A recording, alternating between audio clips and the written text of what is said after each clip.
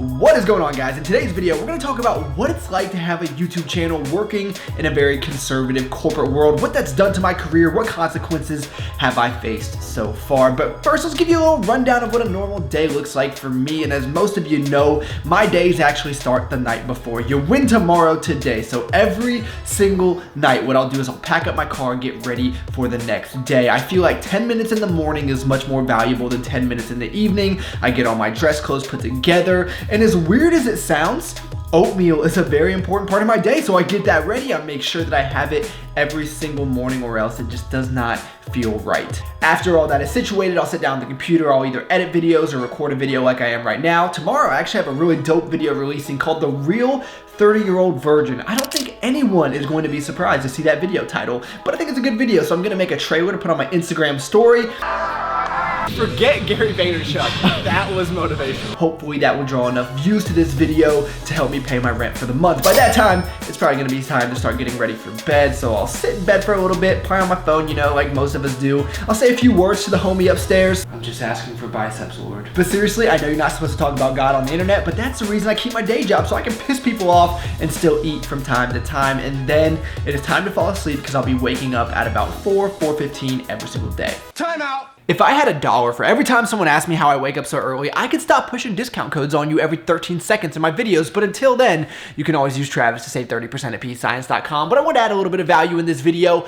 How do you wake up early? Let me give you a step-by-step tutorial, and I really think that this probably will change your life forever. Step 1, set an alarm on your phone. If you don't know how to do that, I'll show you really quickly. I'm kidding. If you've never set an alarm, you're already doing a lot better than me. You should probably just click off this video. Here's where things might get a little complicated. Okay, stop right here. You hear that? These next 2 steps are going to change your life forever. First, what you want to do, open eyelids. Let there be light. Step number 2, this one requires a lot of technique, but just stick with me here. You're going to want to stand up.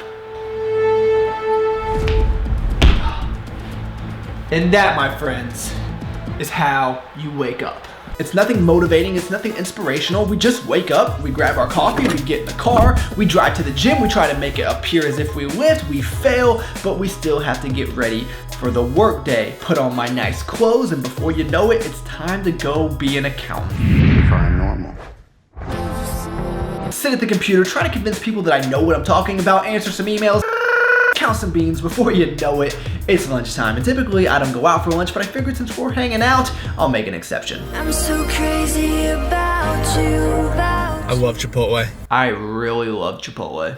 Go back to work, sit back down at the computer, and then you leave for the evening. It's a beautiful life, isn't it? And usually what I'll do is I'll come home and I'll repeat that cycle, but you never know what could come up. Like tomorrow, my mentor's back in town, so we're gonna go grab some beers, eat tacos, talk about the good times, and you know, life is good. Just hang out and do whatever, you know, whatever normal people do. And then I come home, I edit, you know, it's a very repetitive cycle.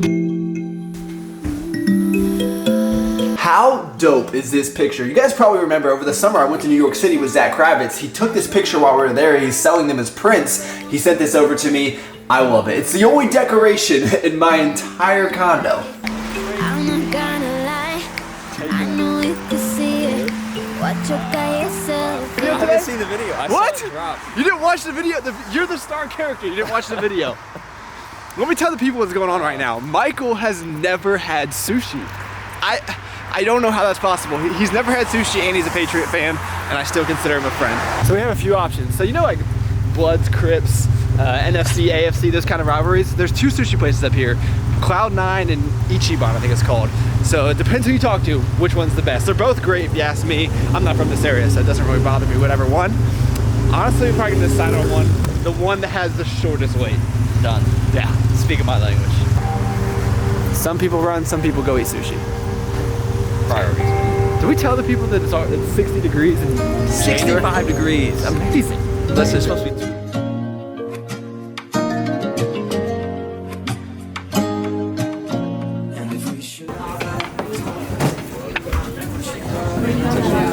Yeah, just wait. They're gonna get better.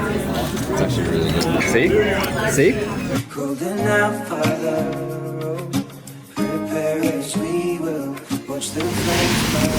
right, man, what's your official review? Sushi for the first time. I still don't know how it's possible. It won't be the last. It won't be the last. Man. I'm impressed. How do you make it this far in life without eating sushi? What you haven't lived. My life has just been shook over the last 2 weeks. The first time at Trader Joe's. First time. Desolation comes upon us. Now I see fire. 9 years. What's happening? What's all this about? I was rushing to get to the airport. What a setup we have going on over here. We have some cold brew, we have a Power Crunch bar, which is one of my favorite bars of all time. Not only do they taste awesome, I love the macronutrients on them. 13 fat, 10 carb, 13 protein. That's pretty ideal if you ask me. Catching up with some This Is Us, snowing and raining and nastiness outside, so I'm not moving far tonight. Okay, now that I got a little stim going on, I think I can actually speak in coherent sentences, or at least we're gonna try. Let's talk about the topic of the video. I got this comment the other day, and I just thought to myself, this is gonna be some amazing clickbait. The answer is no. I have never gotten in trouble at work for my YouTube channel, but more importantly, I think I can really convey a very important message that has helped me out tremendously because of this question. So I wanna talk about something that I actually discussed in my ebook, which is coming out very, very soon. I'm just trying to finalize the website. I did not realize how much is gonna go into this, but once I learned this and understood it, my life got so much better, and I just wanna share it with you guys. And it's gonna be a little bit ironic when you hear it at first, because no one cares about you. And when you hear that, you're like, wait, what? How is that supposed to make me feel better about myself? But when you think about it, it is so liberating. No one cares what I do. I mean, it's not like I'm being unlawful or I'm not being unethical or anything like that. I mean, yeah, it's very, very weird what I do on YouTube, right? I mean, I walk around with a camera in front of my face. No one's gonna lie that it's not strange. It's not just like off the wall a little bit, right? But I think the same thing about like video games, for example. I think that's the weirdest thing ever, especially like Zelda and Mario and stuff like that, that, hey, if you wanna do that, then that's fine, but no one cares about me. No one cares what I do. Everyone has their own lives. Everyone is very, very busy. If I walk down the street with the camera in front of my face, someone might look at me and be like, yeah, that's kind of strange, but they're not gonna go home and think about me, and if they do, they're a loser and they probably need to get their own life. So when you think about anything in life, like, as long as you're just doing things that make you happy and aren't hurting anyone else, then what is wrong with that? So what consequences have I faced for having this channel? Keep in mind, consequences could be either positive or negative. I would say I've become better spoken, more confident, and a better critical thinker. So overall, I'd say I'm more of an asset than I was because of this channel. But that's just my opinion. And also, this channel is PG-13 at worst. It's not like I'm putting R-rated material out on the internet or anything like that. And also, my coworkers are very busy people, and they're not just sitting around on the weekends watching me run my mouth. Except for sometimes the guy that sits across from me does, which is so ironic because the dude's never worked legs in his life, so he's obviously not taken any advice from me. He has camo calves, as I call them. But anyway, we're done with this topic.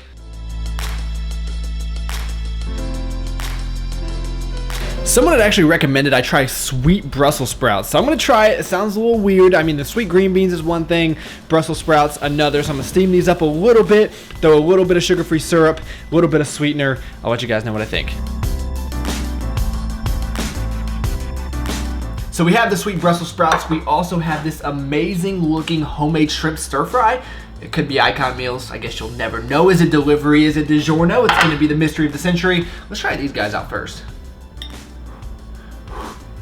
So I admit it's a little bit strange having sweet Brussels sprouts, but once you get over the thought of it, it's not too bad. It's not like dessert by any means, and I don't think it's as good as regular Brussels sprouts, but if you need to switch it up, because you know you should be eating Brussels sprouts every day, I don't need to try out the shrimp stir fry. I have this a lot. It's very good. The last thing I'm gonna review for you guys is this Reveille, I believe it's pronounced, whipped gelato. Essentially, it's like a halo top version of gelato. It has 90 calories per serving.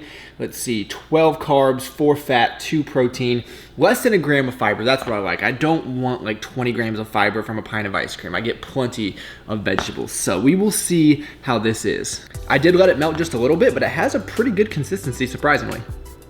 It's almost like an ice cream mixed with a mousse, if that makes any kind of sense. I really like this. It'll be interesting to see what I think of the fruity flavors. You guys know I love chocolate everything, but Reveille, I think you just got a new customer. Because of that tilde or whatever it's called on that last E, I bet you I'm pronouncing this wrong, which is gonna make a lot of viewers mad. It's also gonna make my Italian ancestors mad. I'm uncultured, I've never been, cut me some slack. But this stuff, highly recommend it. I found out that this stuff gets even better the more that it melts. It just becomes creamy and amazing, man. I really, really like this stuff. This is how we're gonna end the video. Thank you so much for taking the time out of your day to watch. You could have been doing anything, and in this video, I taught you guys the secret to waking up early. The least you could do, give it a comment, give it a like. It would really help me out a lot. And if you're new, subscribe. All you gotta do is click a button. It was so great to have you here. I look forward to talking to you guys next time.